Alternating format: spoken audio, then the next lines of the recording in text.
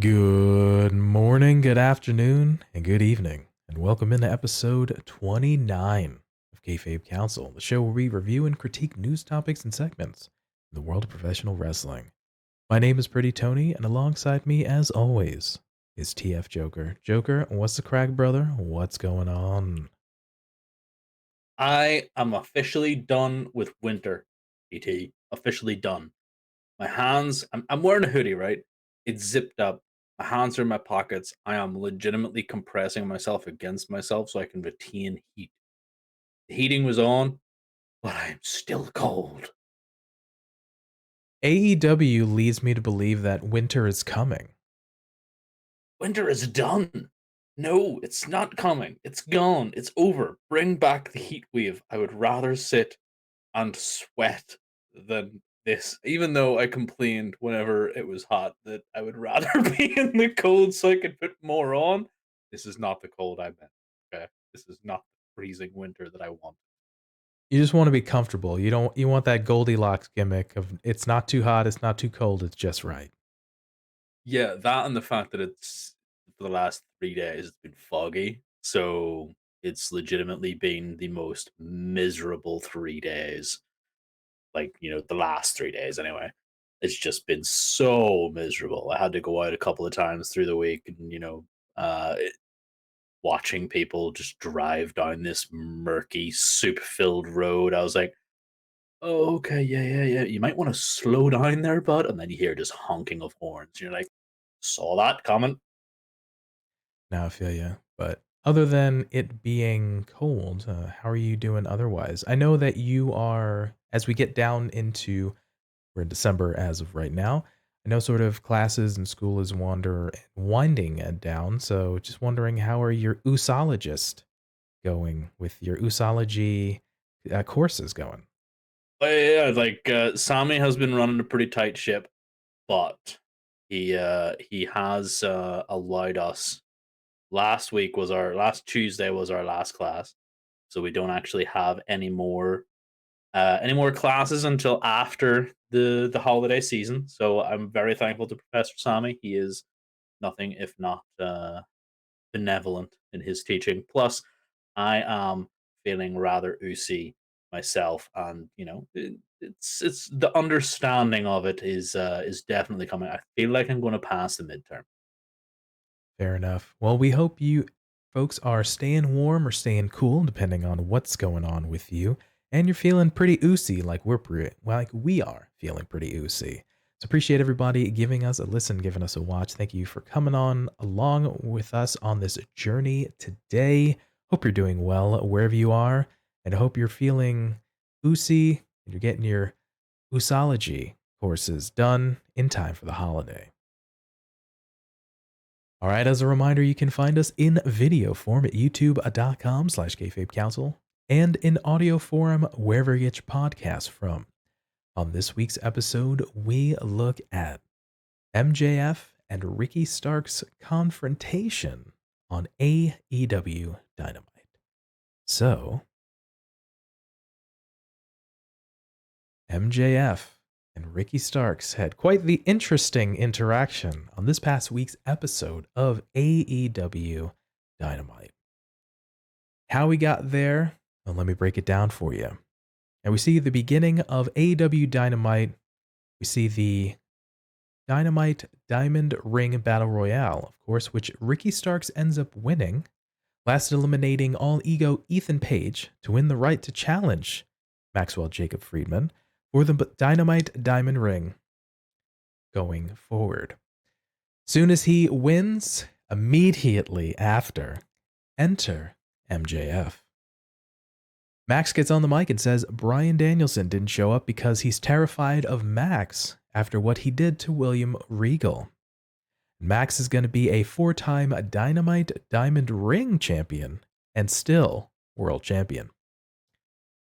Max turns to Starks and says, compared to MJF, he's the drizzling-ish. Or should he say Ricky's a Rudy Poo candy ass? Starks has stolen everything else from that guy. Max tells Ricky he's nothing more than dollar store Dwayne, so he's going to start calling him the Pebble. So at winter's coming, Max is going to put him in his pocket, hop in his brand new Porsche, and drive him all the way back to Billy Corgan's NWA so Ricky can wrestle on YouTube where he belongs.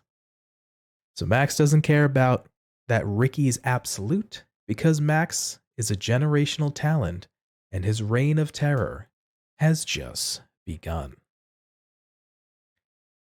So soon as we see Dynamite start, of course, the aforementioned Dynamite Diamond Ring Battle Royale, which was kind of fun, just a, kind of a thing. We got to see a number of kind of things kind of happen. Specifically, a little bit more featured was the Matt Hardy piece being kind of told into the Affirm, obviously under the control of sort of Ethan Page and Stokely, but we ended up getting there, and man, just MJF just coming out hot and just throwing some barbs right at Ricky.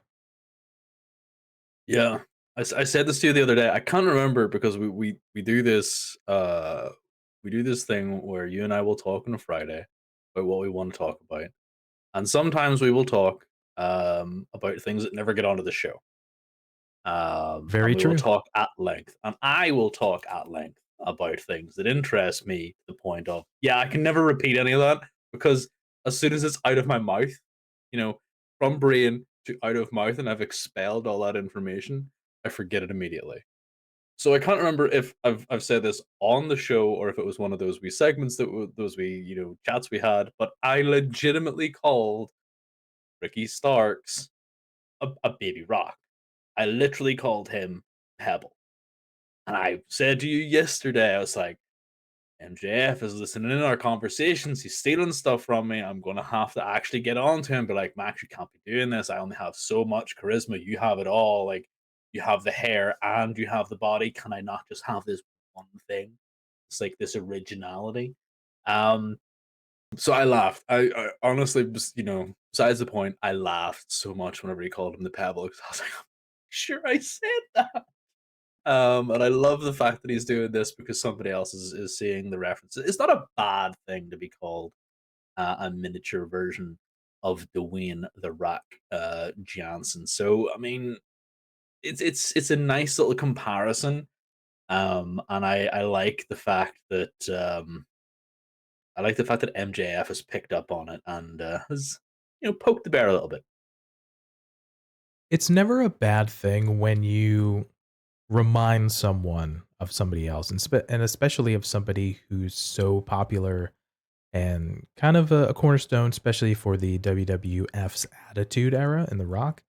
Obviously, he's still kind of pertinent in media right now, of course, doing movies and things like that. So I think it's something that you and I have kind of either off or on camera. I know we've kind of chatted about it. Ricky's name has come up a couple of times just over the course of the show, as well as our conversations. And I think you or I, or even both mentioned, he's got that piece where he's, he can go in the ring, but he's also like, we feel he's just a bit more stronger between mic skills and ring skills, just maybe on the mic. And like I said, he can go and he can cut a promo and he can be very compelling for sure. So where I'm going with this is he has those little mannerisms, the way he carries himself, maybe the way he moves, a little bit in his cadence, has a little bit of Rock the Dwayne Johnson-ish type of things, which isn't necessarily a bad thing. He's mentioned that he's taken sort of an amalgamation of all these kind of different things, little pieces from kind of a bunch of different people as well. So when you're inspired by folks, you're bound to have little kind of things peek through and kind of come through when you're either speaking or wrestling.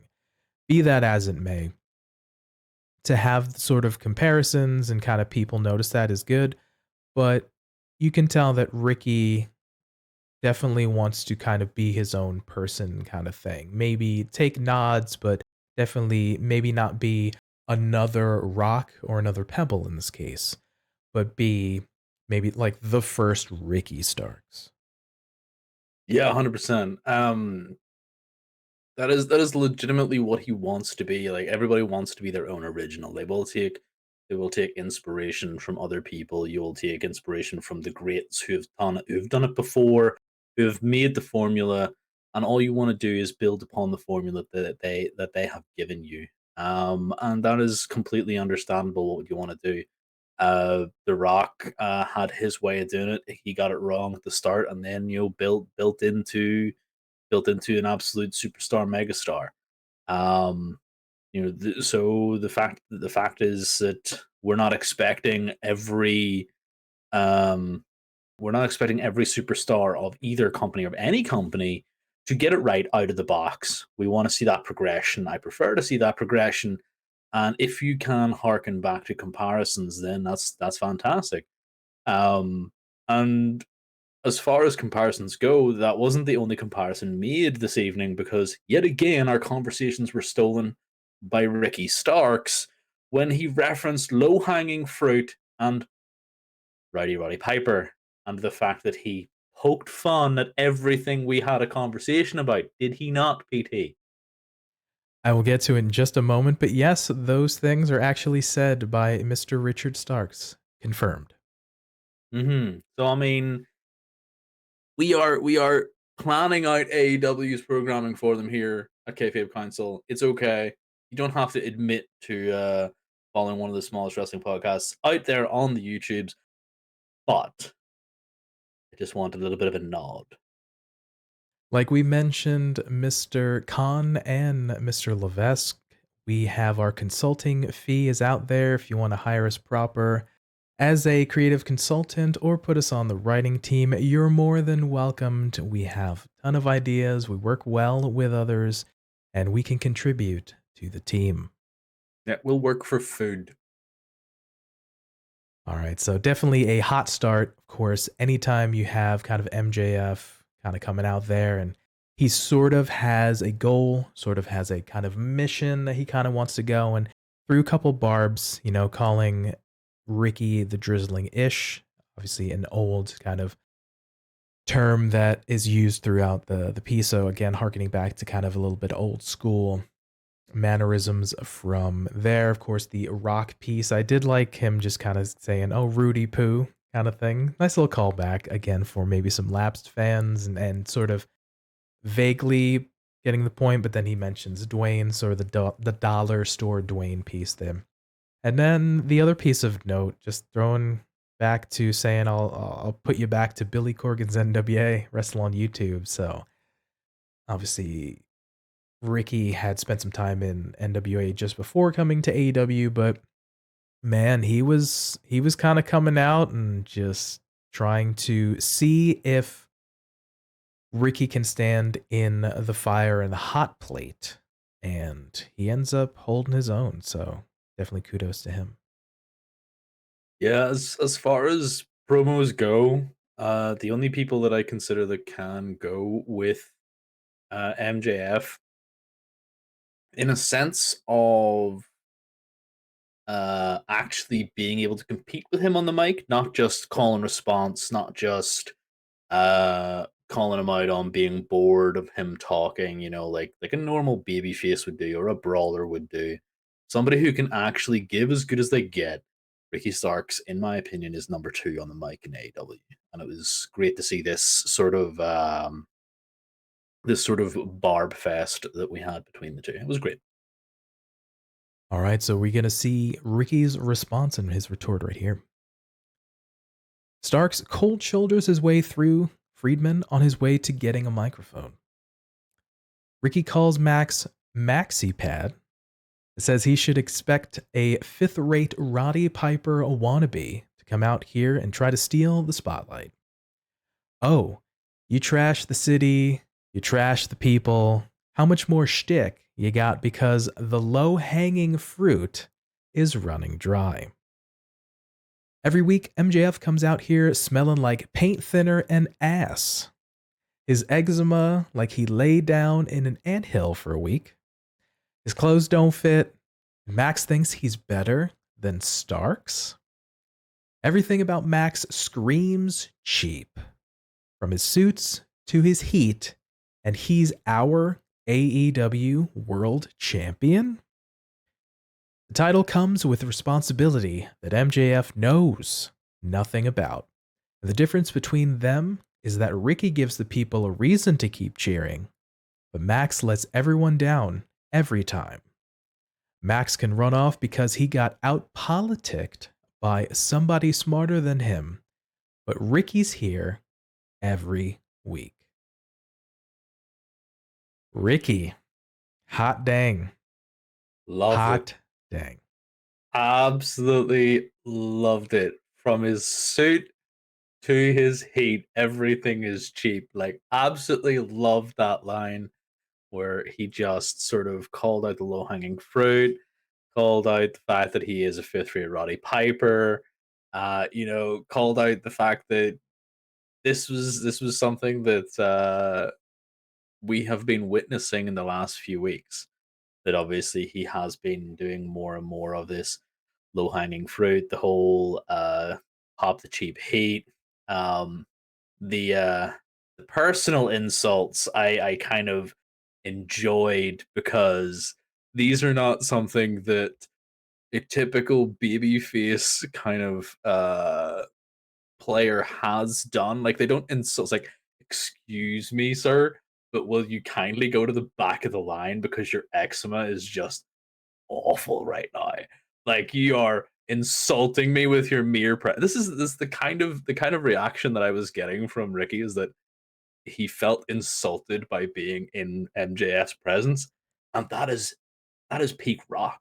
Like, whenever Rock was doing his corporate rock shtick, like, he was coming out in the fancy shirts and the chains, and he was, the bigger than now and all that there.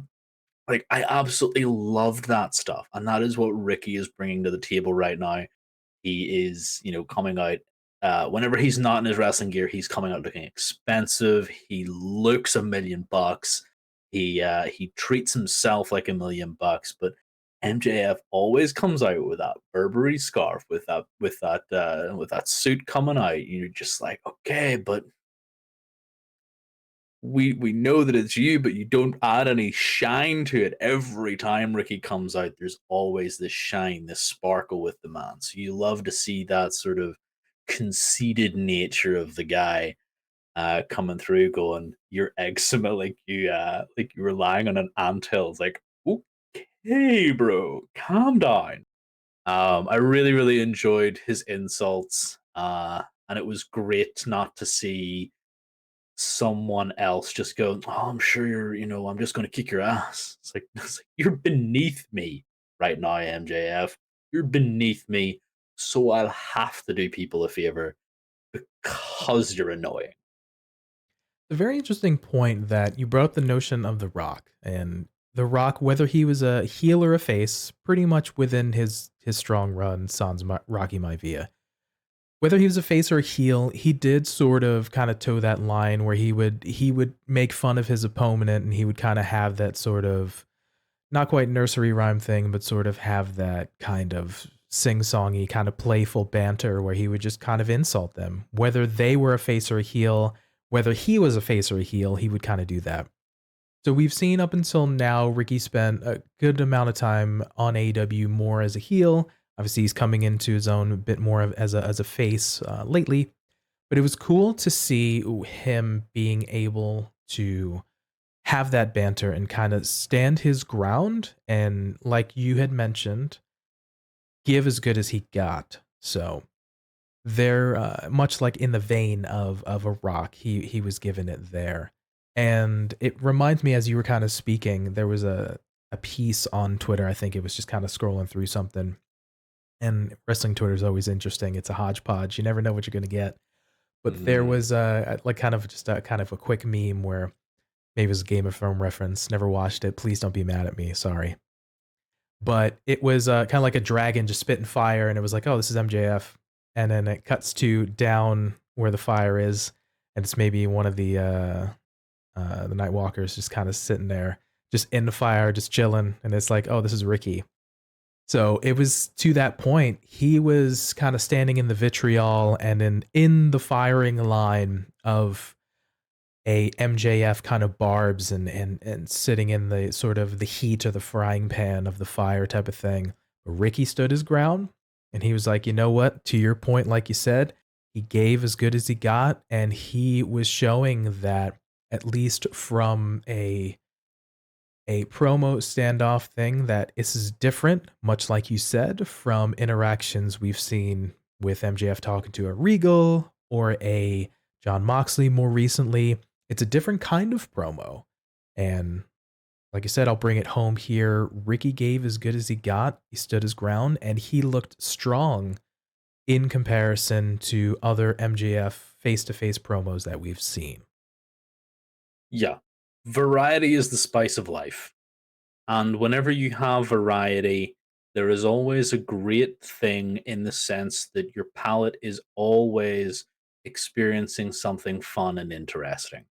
So whenever you have this same sort of formula going on with babyface versus heel, and it's always the same thing, and you're always expecting the villain to do the typical thing of calling them weak, calling them not worth their time, this, that, and the other, and then you have the good guy going, "Oh, I'll show them a fight. I'll do this here. I'll do that there, and the other." It gets boring. It's bad storytelling. Every company is um criminally Guilty. responsible for Yeah. what, yeah, guilty for what they do in regards to these promos. um but you always get that random combination of individuals who give you some fire, and MJF and Ricky gave not just the promo of the night, but I would say the promo battle of the last few months, because everything before and since has and will be typical babyface versus heel, or just absolutely dry. Like, I don't think there's any other word for it than just dry. The fact that Ricky, gave him the hard. It wasn't even a cold shoulder. He literally just charged the shoulder straight into Max, and you saw that. All right, what do you think you're doing? Walked over, grabbed the mic, and then called him Maxi Pad. Got the chance. Insult after insult after insult, which is what MJF is good at, which is kind of not what we're used to. We're used to having this clean person go, oh yeah, I'm gonna beat you. You can talk all the trash you want, but at the end of the day, I am the better wrestler, and then they lose. So it's always good to hear smack talk. I thought that Ricky's sort of repartee with him was actually a great launching point for what could be the rest of his career, because we all find those pivotal points of the careers of individuals. And the fact that we have been focusing, especially this episode of Dynamite, on the pillars, we have two pillars here who, uh, well, let's face it, are set to clash in one of the most fantastic matches I think that we're going to get out of the year, at the end of the year. Yeah, that's a really good point. The notion of, we just had MJF's piece and then Ricky's response. It's always good, and you talk about variety of having a different spin side, sort of on a promo, or just people can get into it. The crowd reaction when Ricky just kind of came back and, like I said, gave as good as he got, and coming up with the little Roddy Piper line, the maxi pad thing, kind of all these little different little stings, and the crowd was getting into it.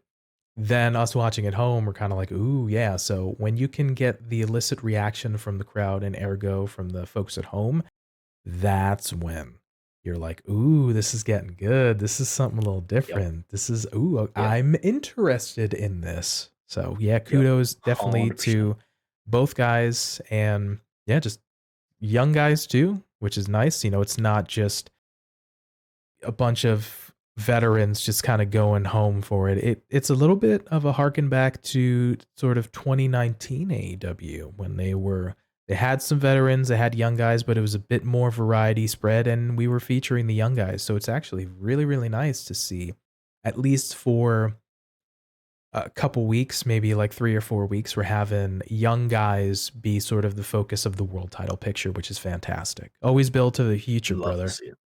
Yeah, love to see it. Absolutely fantastic to see it. All right, we get into the last portion of the promo here. This is still Ricky Starks speaking to MJF. Friedman's avoids pressure. Starks takes it in. Ricky does the meet and greets, and besides Max's nose being a little darker than the rest of his body, Ricky lives with dignity and respect. When Ricky was living in his car in South Austin, he was grinding. And Max thinks that just because he pays people and kisses ass, he can get whatever he wants. Next week, which of course is winter coming when they have the matchup, next week is a big deal. And next week, Ricky's going to stomp the mole off Max's neck, stomp his ass in, and Ricky's going to take that title and do Max a favor that he's never had done in his life. Ricky's going to take the responsibility off his plate, little boy. Max, reasonable as ever, kicks him right in the gentleman's area. Looking for a lariat, Ricky ducks and turns Max ass over tea kettle with a spear. And we close the segment with Starks holding up the title. So again, calling Max out. Little bit of the shoot becomes a work, work becomes a shoot piece. So Yeah, I mean, you're perfectly legitimately allowed to utilize the history, and you know, I'm not going to begrudge Ricky trying to get a cheap pop because they were in Texas. So the fact that he was using the fact that he was in Austin, and the commentators, me had mentioned that Ricky is sort of an adopted son of Texas as well. Like the whole fact that he lived here and grind out his early years in his career here. So like that I'm not beyond giving him credit for having a little bit of a cheap pop moment. Like everybody, like if you can work that in, fantastic. And he worked it in like a natural, so I thought it was great. The brown nosing comment, love that. The whole insult, adding more to this insult. I really thought he was bang on.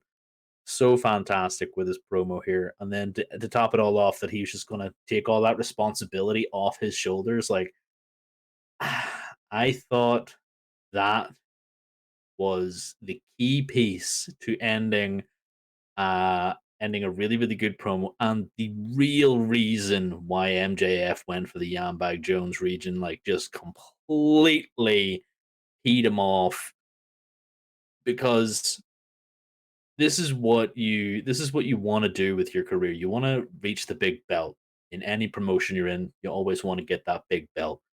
Um, and the fact that you have that big belt means you get more responsibility. And he's saying that he's shying away from it. Ricky's saying that, then that he doesn't shy away from it, that he will take it off his shoulders, little boy. I thought it was fantastic. And the fact that the spear at the end, beautiful. I'm in agreement with you that that line about taking the responsibility was a really piece that the nail in the coffin, so to speak, and sort of that exclamation part mark on the promo itself. And you said all the right things when you're chosen and you end up becoming the world champion of your promotion. You're the person that folks look to officially or unofficially, kind of sometimes for guidance, or they look at how you carry yourself when you're in front of the camera and behind the curtain as well. People are going to be constantly looking at you, so you have that sort of responsibility and the sort of pressure on you. And Max in the previous promos, just like, I'm not going to defend the title. I'm not even going to make appearances, this, that, and the third. So you have this notion of him just cementing the fact, like, I'm just going to be doing me, and I happen to also be the world champion and whatever. And this is kind of how it's going to go. And Ricky just coming right back, literally, sort of the next week. And he's like, you know what, if you don't kind of want to hold that prestige and hold that peace, I'll take it right off your shoulders, Jack, and I'm gonna be the guy. So fantastic piece right there. I thought the interaction as a whole, we mentioned it throughout, but these guys, two young guys, just holding their own and having a crazy good town hall promo face to face, and just being put in the spotlight. And I gotta say, just the segment I felt like was a home run. Oh, 100%. Sometimes you take a real gamble when you put in your young talent to have a sort of big moment like this. And honestly, it paid off because as far as young talent go, Ricky Starks and Maxwell Jacob Friedman are two of the best to put any money on for who is going to have a marquee point in the night. I really, really enjoy these two. I can't see any reason why it would be a flop for them, honestly. And they kind of exceeded my expectations. I wasn't expecting MJF to come out and start all this nonsense, but Ricky kind of gave as good as he got, like I said before, and it ended up being like you had mentioned to me beforehand, because you would be able to watch before I can get to watch the shows. You had said I really enjoyed a segment as a result of a match, and I was like, okay, okay, okay. So there's something that's going to happen.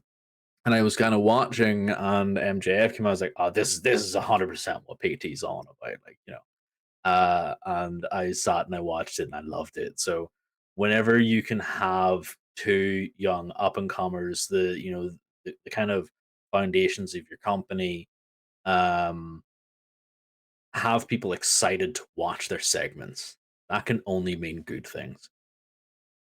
As Joker mentioned, I'm in the States, so I can watch the shows sort of the night, maybe like just after they happen, things like that. And Joker, usually I'll watch it sort of the next day or in the morning type of thing like that. So try to be a good brother and not give away spoilers, but I was like, hey, I watched Dynamite, and I think I have a thing that I was really enjoyed and want to talk about, and just sort of let it in. I was like, hey, and I think my verbiage was, as you mentioned, it's a result of a match. And again, no spoilers, didn't want to be that guy, just want to be a good brother. And you knew exactly what I was talking about. So heck yeah. Yep.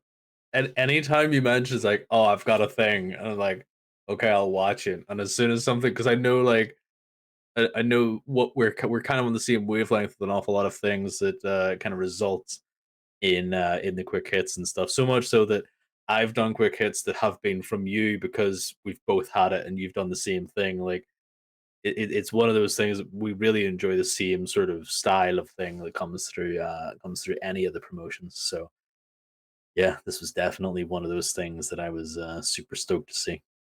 Yeah, just fantastic segment all around as well. And like we said, just young guys just getting the opportunity to just show what they got, and they're forged in fire, and they just hit it home run as well. So, but we have a piece here just looking at sort of Ricky's growth since he's been kind of coming into the company and things like that. In the promo itself, MJF mentions that Ricky Starks, spent some time in NWA, mentioning he'll bring him back to Billy Corgan's NWA and put him back on YouTube. But Ricky ends up making his debut for the National Wrestling Alliance at the 70th anniversary show on October 21st, 2018, competing in a four-way elimination match against Jay Bradley, Mike Parrow, and Willie Mack, which, of course, Willie Mack won. Starks entered into a tournament to determine the inaugural holder of the NWA World Television Championship. And at Hard Times event on January 24, 2020, he defeated Eddie Kingston in the first round, Matt Cross in the second round, and Tim Storm in the semifinals, and then finally Trevor Murdoch in the finals to become the NWA World Television Champion. And that's pretty much when he had the television championship from NWA. That's when I sort of first began to notice Ricky, him being on the NWA programming and kind of being in promos and things. And that's sort of my first inclination. Were you familiar at all with Ricky sort of maybe during this time, sort of in NWA? Not an NWA, no. I think my first inclination of Ricky was his early stuff in AEW during the pandemic. I was not aware of any of the stuff that he did in NWA. No worries. Okay. And then subsequently, and this was on January 24, so on May 18, a couple months later, it's announced Starks was no longer with NWA as his contract had expired. Now, for AEW on June 17, so roughly a month's time after his contract was up with NWA, on the June 17, 2020 episode of Dynamite, Starks makes an unannounced debut for AEW and he answers Cody's open challenge for the TNT Championship in a losing effort. So this was most likely a lot of folks' introduction to Ricky, for sure, when he opened This was and he 100% answered mine. Cody's open challenge. So Yeah. That along with Eddie Kingston as well, like they both kind of debuted in that similar spot. Like that was my introduction to both of those guys actually. yes, for sure. I think the nature of having the sort of quote unquote gimmick of the TNT Championship, especially during sort of that Cody era, was just kind of having folks a little bit different thing, just kind of answering the call. And like before mentioned, we got to see Ricky, we got to see Eddie, and there was a few others that were just like, ooh, these are interesting folks that I may not be familiar with, but sort of trial, if you will. And they both hit it out of the park and obviously continued to be with AEW going forward. Mm. All right, a couple months later on on July 21 episode of Dark, after defeating Will Hobbs, Starks aided Brian Cage in attacking Robert Anthony and Darby Allin after their match, creating an alliance between the two, Ricky and Brian. The team, managed by Taz, and now known as Team Taz, began feuding with Darby Allin as they faced Allin and Jon Moxley on the July 29th episode of Dynamite, where they were defeated.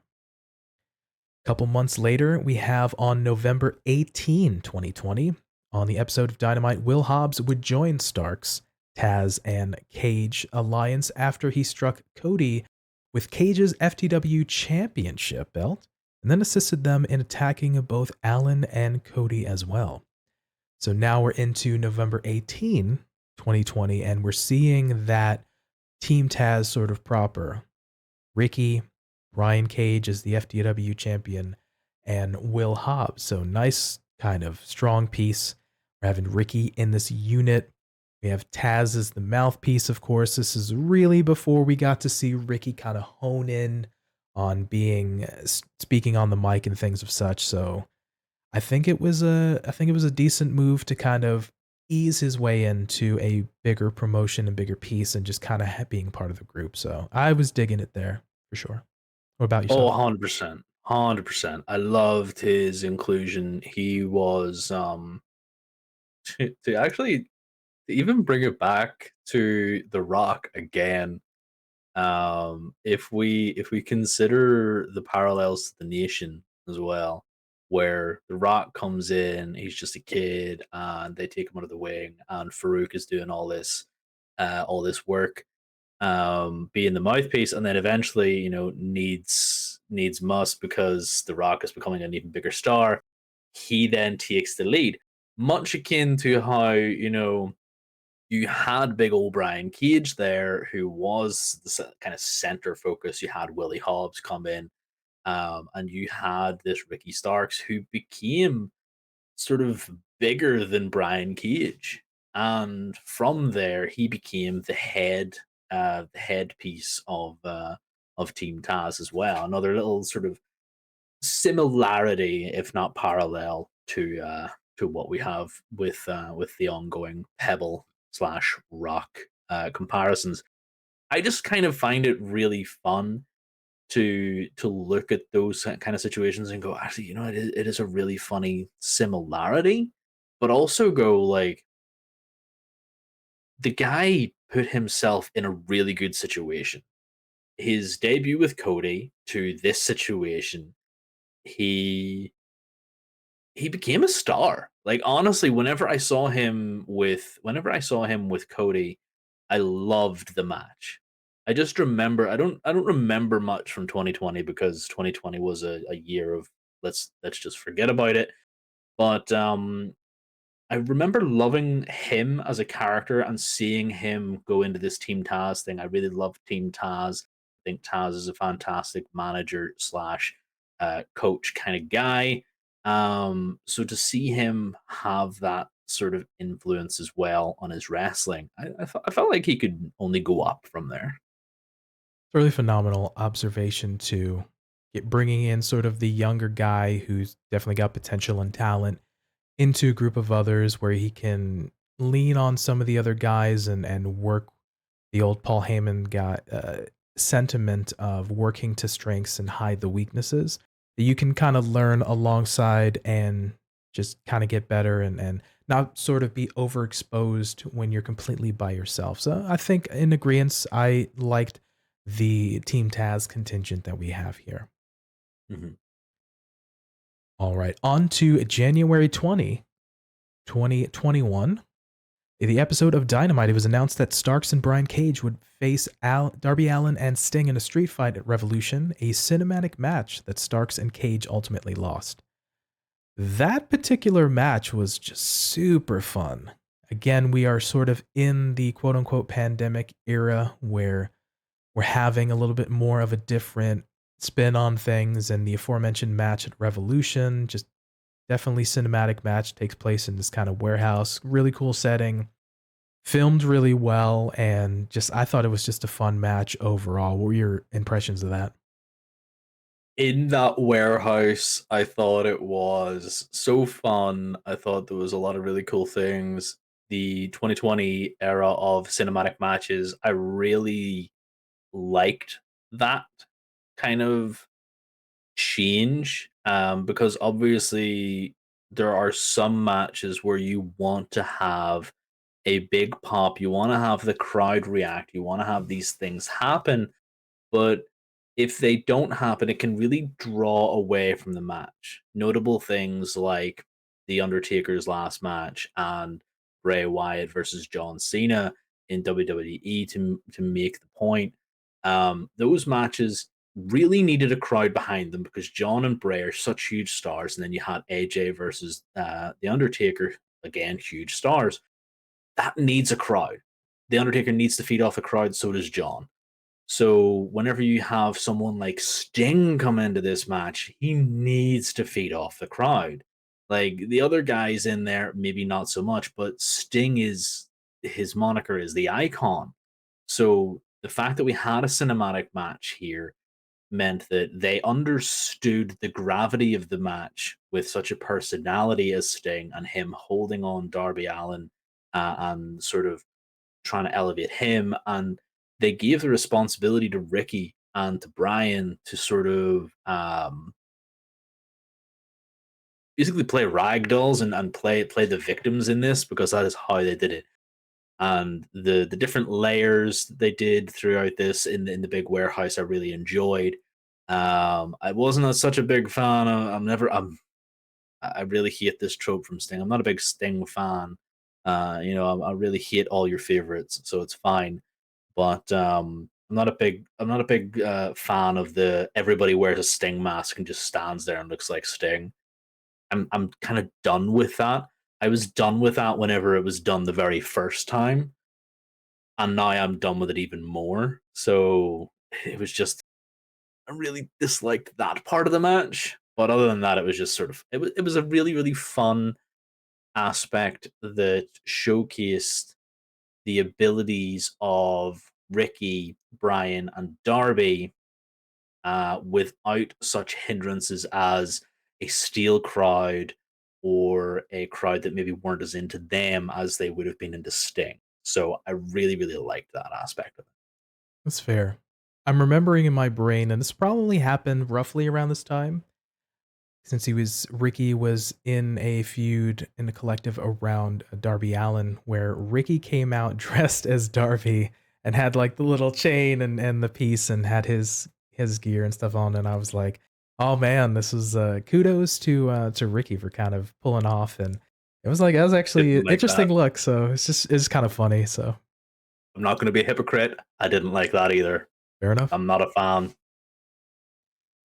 All right, so that was in January and the early in the year. So we move on to July 14, 2021, night one of Fighter Fest.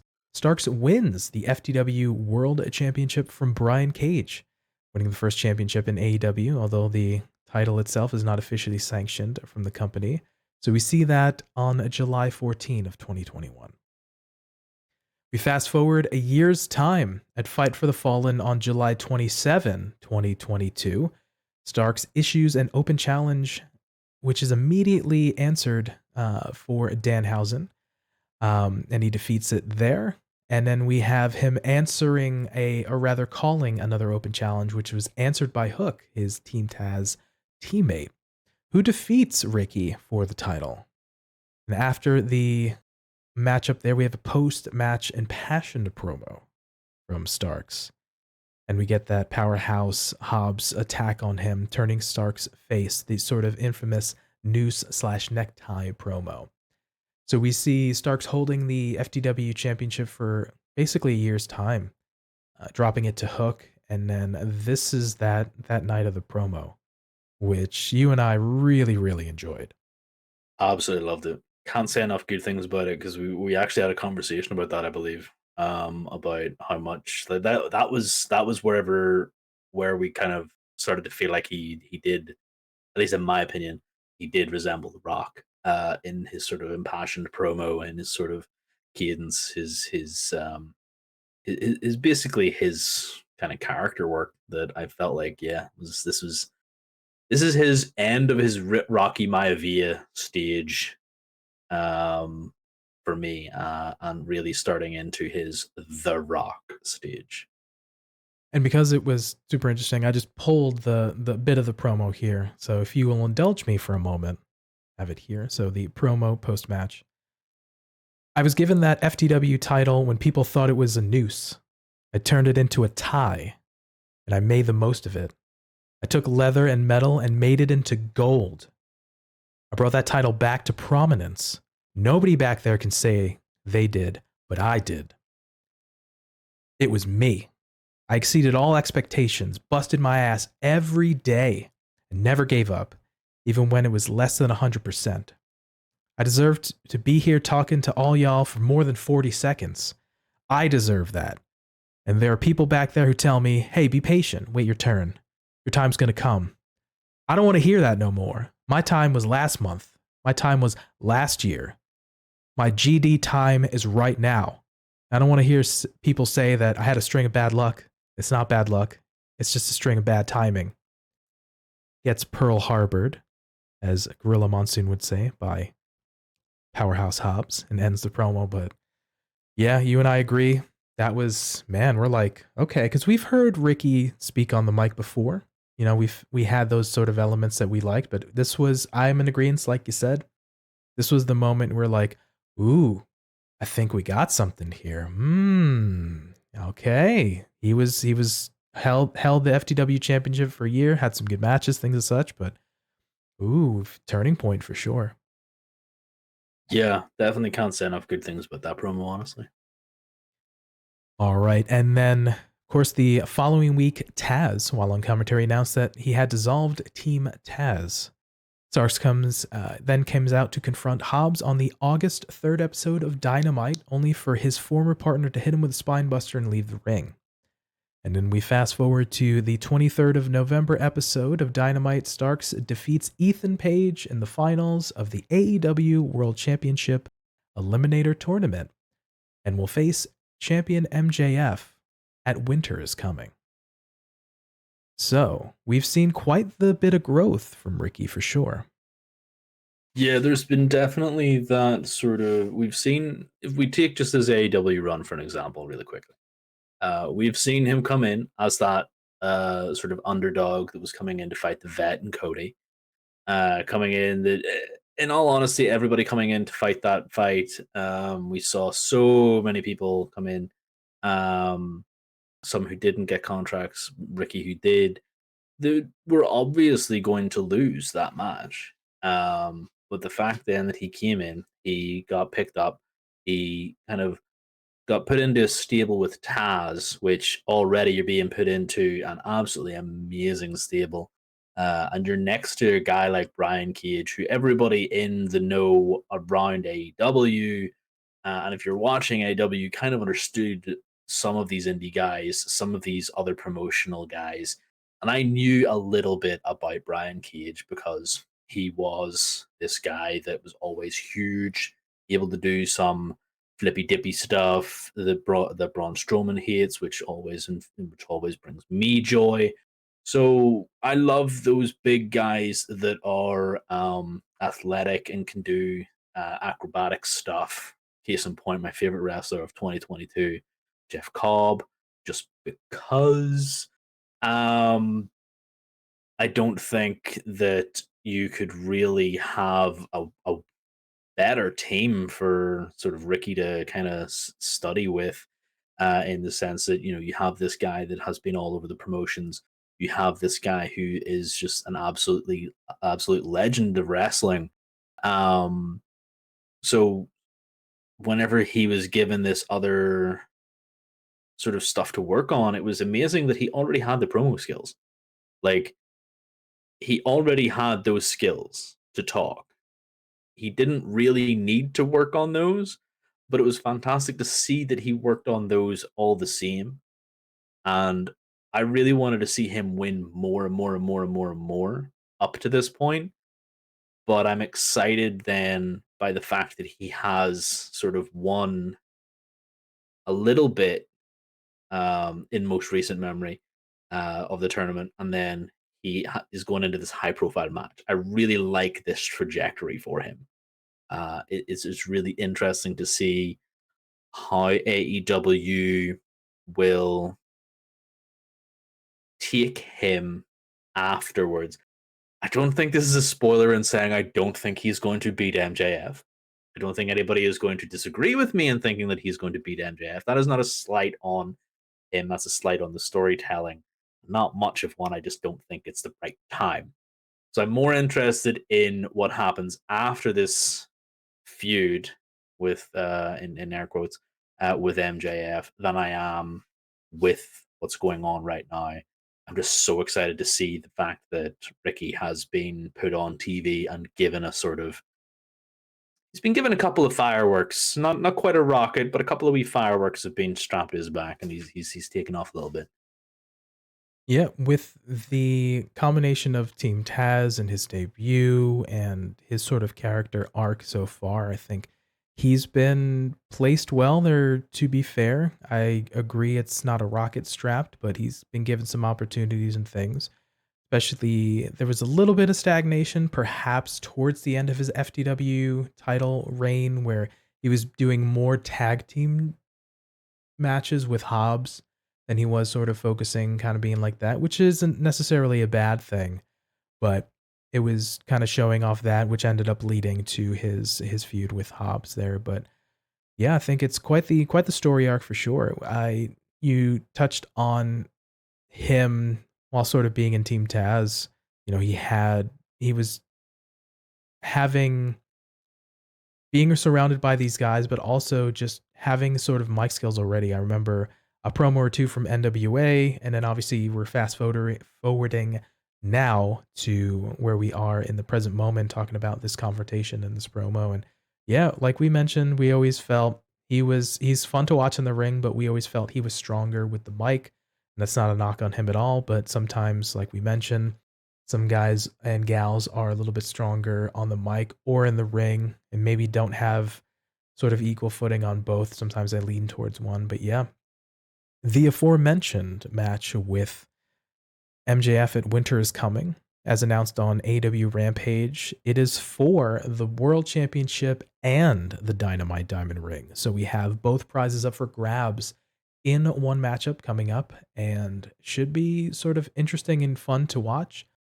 We've seen Max, of course. I think back to a very earlier match with Darby, and they did a whole like 4 or 5 minute lucha sequence that Max, you wouldn't think necessarily he could pull off, but these guys had fun with that and really got the crowd riled up. So we know Max can go.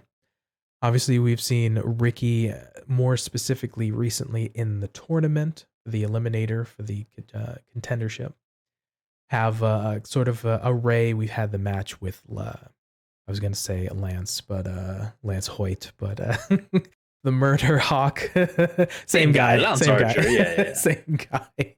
We've seen his match with Lance Archer, seen obviously the match with All Ego Ethan Page, and just seeing him kind of go up against different opponents and kind of hold his own. We're pushing the sort of underdog babyface piece, but yeah, I'm looking forward to this match.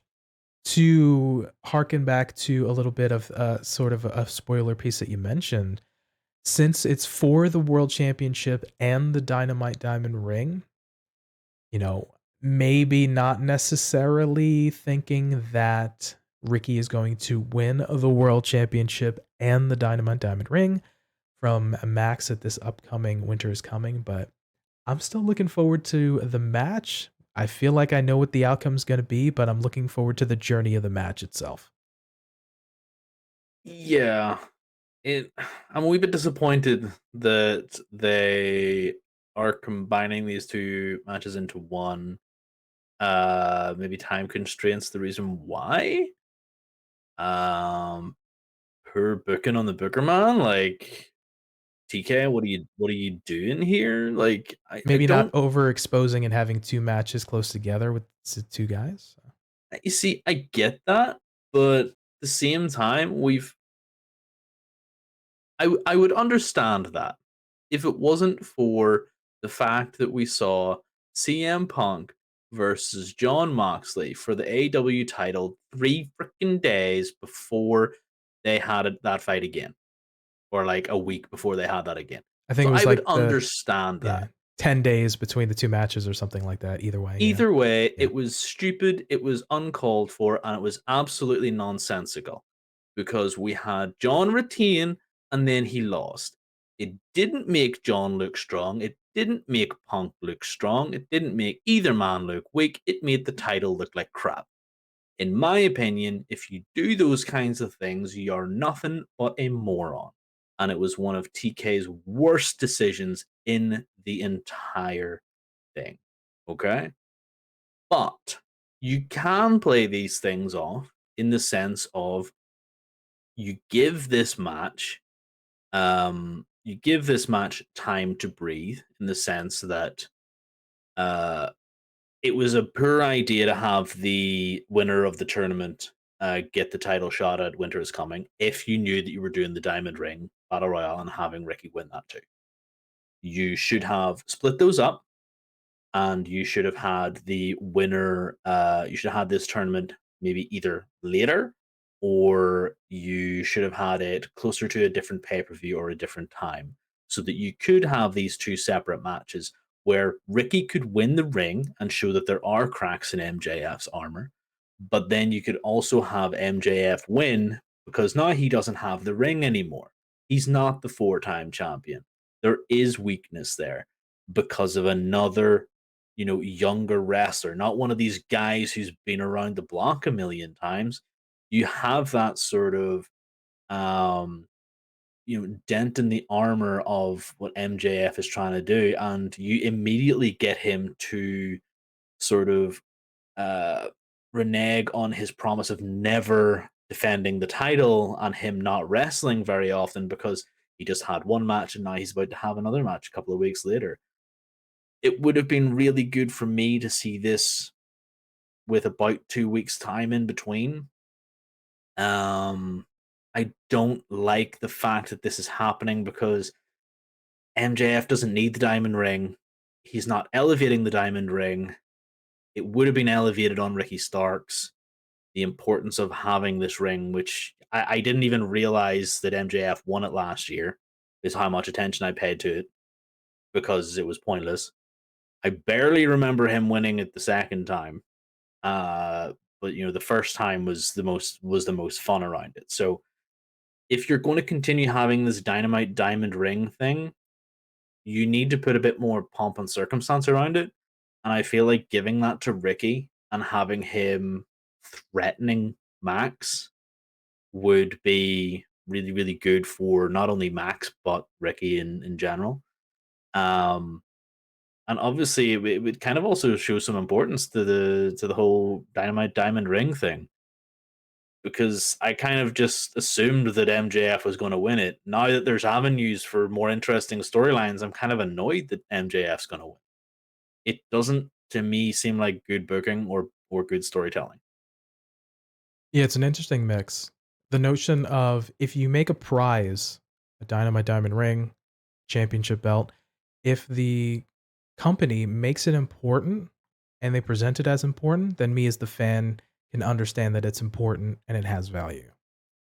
So the nature of sort of your last point of is it important type of thing, you kind of didn't even recall maybe like his second or third time winning or retaining it rather type of thing like that. So yeah, it's very, very interesting, but I'm in agreement. If you want to make it a big deal, you have to present it as a big deal for us to make it feel like it's a big deal. The notion of I'm kind of on the fence about, because of the nature of having the Punk Mox thing, basically 2 matches roughly in 10 days time that they did a couple months back. So maybe it's a little bit of a gun shy thing cuz Ricky already had, by virtue of the tournament, a shot at the champion. So we know it's MJF, right? That's set in stone. Now, by virtue of Ricky winning the Battle Royale, he has sort of that sort of other opportunity, so they're melding it into one. I mean, I feel like they had a little bit of sour taste in their mouth with maybe the Punk and the Mox thing, so maybe they're not going with the 2 thing. I can understand that notion. Okay, I kinda get it. But if they were to break it up into 2 sort of matches and have a little bit of space in between, maybe, like, obviously the ones for the world title because of the Eliminator tournament, then the other sort of matchup is for the prestigious Dynamite Diamond Ring. And I love the fact that, if I'm remembering correctly, all those years back in 2019, I think it was DDP ended up giving the ring to Max sort of initially. And they were like, oh, yeah, it's 20 some odd $1,000. And then like the next week, it was like, oh, it's like 28,000. And it was like 30. So it kind of kept going up in price. And I think maybe Excalibur during the Battle Royale was like, yeah, it's $130,000 ring. I was like, oh, yeah, we're going to keep going with this gimmick that it keeps going up in value. I love it.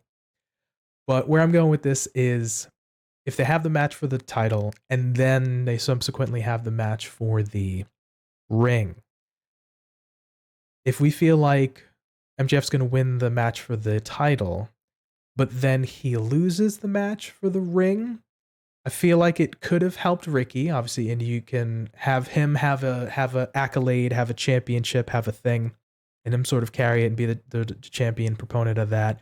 But then does it make your world champion look weak because he took a loss type of thing? So No. I'm just kind of thinking. I'll tell you why you do not have the title shot first. You have the title match second. You do not have the title match before the ring match. You have the ring match first.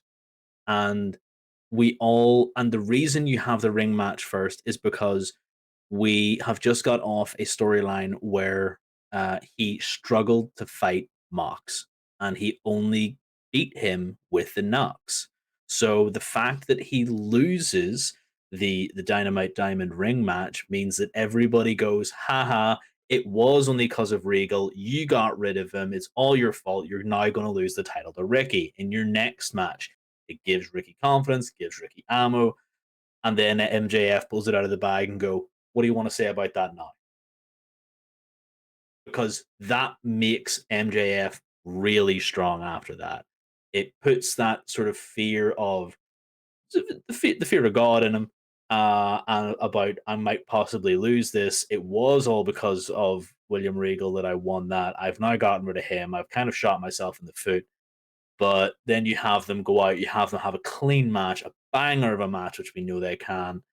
And then, he maybe even steals Ricky's diamond ring and uses the diamond ring on him and goes, doesn't matter if it's not mine, I'm still going to use it, and wins that way. Either way, whatever it is, that's how you keep your champion strong, because it you do not have to keep one person strong by weakening another.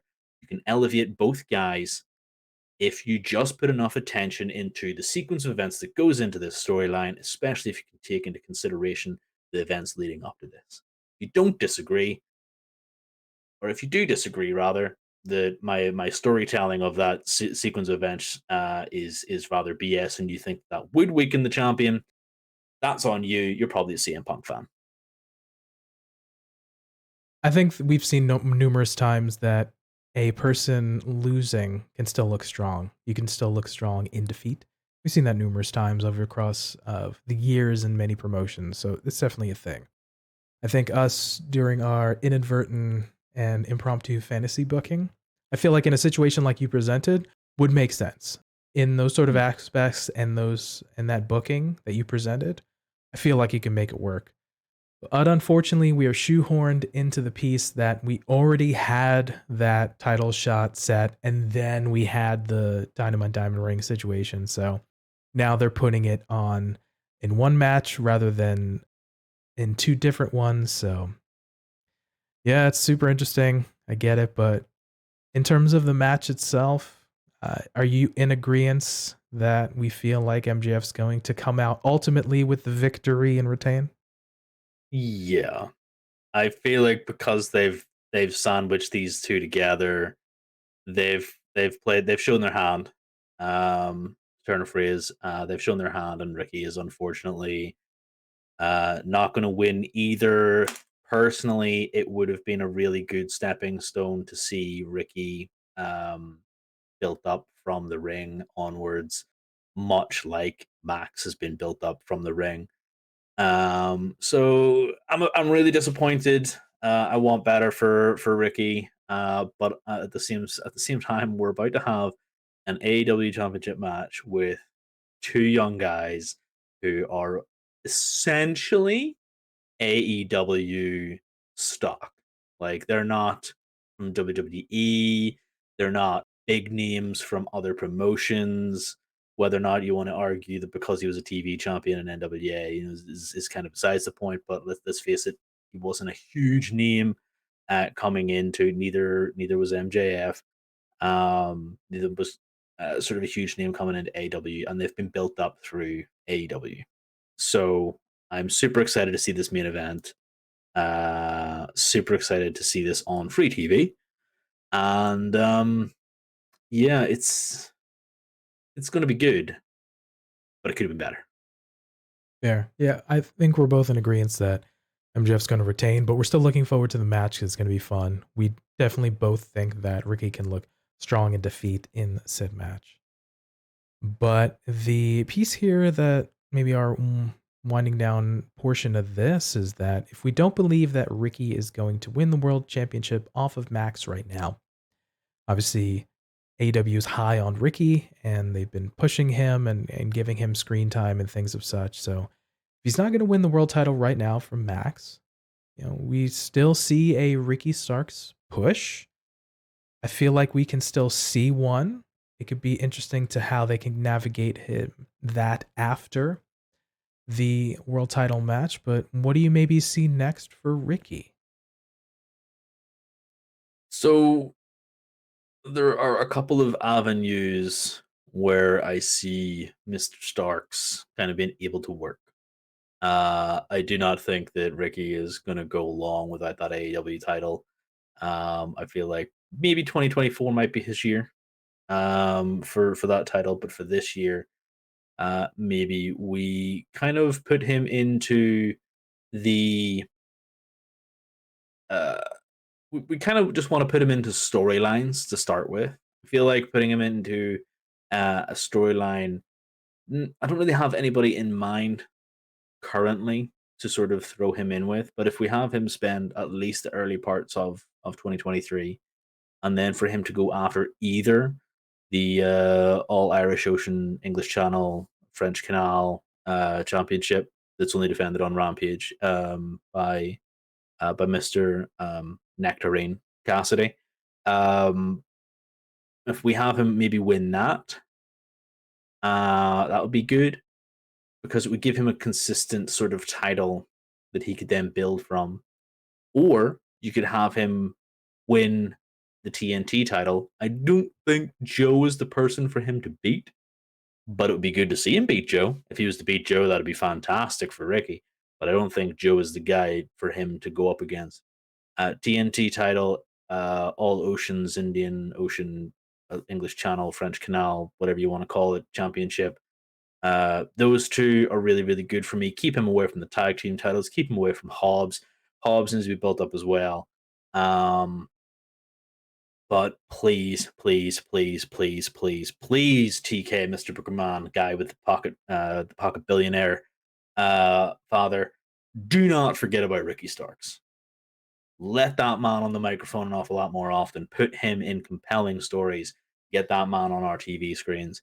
He is going to be big for your company.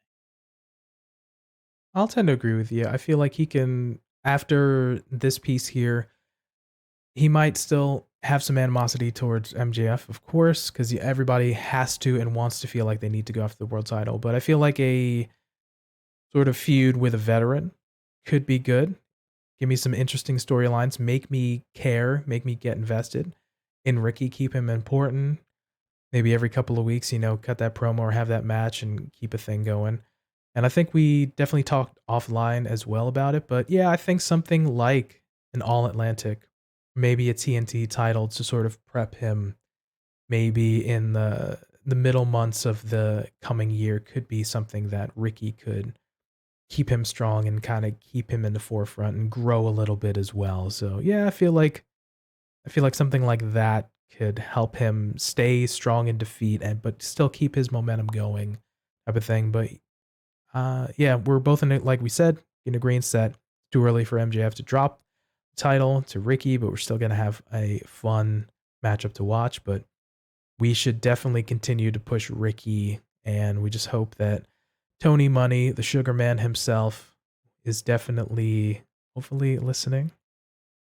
And we continue to push Ricky and have him on our screens in some capacity in one form or another.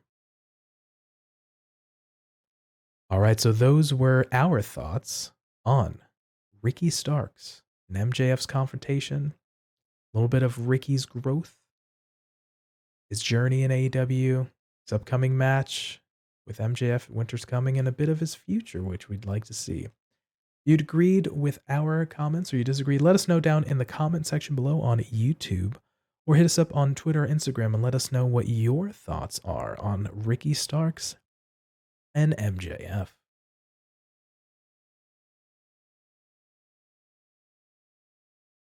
All right, so that about is going to wrap it up for us.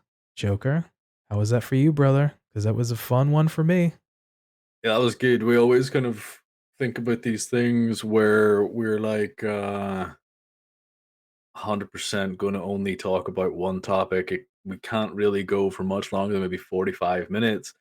And yeah, we managed to break that 1 hour and 10 minutes there, brother. It's one I'm of always those. amazed at the amount of waffle we can talk. It's one of those where we try to have a little bit of an idea. We have some bullet points, much like the Attitude Era. We have some things that we want to cover. We have the sort of bullet point notions, but we didn't go super tangent today. We stayed pretty much on course, but much like our earlier prediction shows, if you've listened to some of those, man, hot dang, can we talk? Yeah. Next time you say that you want to flesh something out, I'm just going to keep my mouth shut and say, no, it's good enough as is. Because I'm pretty sure I added 3 of those points because you were like, kind of feels like we need to flesh it out. And like, yeah, well, what about if we do this? And then, yeah, this is what happens, PT. This is what happens. No, it's all good. It's one of those where we can talk about sort of a topic and add context, right? A lot of the points here is it's not sort of our run-of-the-mill kind of show. We're trying to go for the sort of aforementioned low-hanging fruit. We're kind of always kind of like hot button topics or things. It's like that, yeah.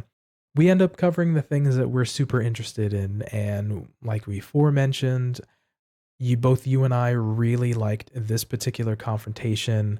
We gave a little bit of context, we gave a little bit of history, we're giving as the pieces as to why this is happening and why this is important and why we wanted to cover this piece and where we think it's going to go. And it's one of those where, like you said, it not be the hot button topic of a particular week of thing, but it's something that I feel like if you give us an opportunity, you give us a watch, you give us a listen, that you can definitely get the value out of the conversation and maybe learn a thing or two from it. And more so from you, because mine is just an awful lot of waffle, followed by fantasy booking, followed by even more waffle. I think it's the fun nature of our dynamic. So for some of the folks that may be a little bit new, we both have a little bit different background and things that we're familiar with and levels of interest in different characters and different promotions and things as such. So I think we both bring something a little bit different to the table. Something I know sort of on the back end when I'm watching and editing and kind of reviewing some of our content. I'm more often than not sort of the straight man and try to give a little bit more of the informative piece, and every once in a while I'll let my kind of personality and throw a joke in and kind of thing like that, where I try to be sort of as informative as I can and add the context. And I love the piece when you have a great storytelling element and you like to throw your personality a little bit more in, and you just the way you kind of throw in references and things like that. I really enjoy that. So if I feel like we work well together because we bring a little bit different things to the table, and you can kind of learn a little bit different things from both of us. Oh, 100%. You definitely keep me on track. Otherwise, I could go on tangent after tangent after tangent all day long. And unlike some other shows, we try to keep it a little bit more succinct. But hey, if you're down to listen to a 3 or 4 hour podcast from some of our other colleagues in the internet wrestling community, they have amazing podcasts too, but we try to keep it a little bit more succinct. So we hope you enjoy it like we enjoy it as well. 4 topic show, 4 hours. Let's go. New year. That's what our 1 year anniversary show is going to be, a 4 hour podcast. Heck yeah. Future PT is going to love Oh, I'm sweating already. Hot diggity. it.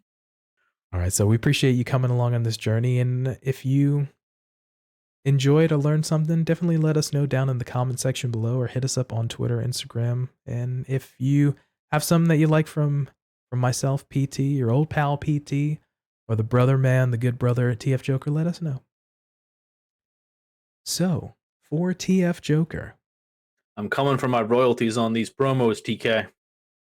and for me, Pretty Tony, we thank you for your time and letting us be a part of your day. And remember, be good to yourself, be good to each other, and we will catch you next time. Peace.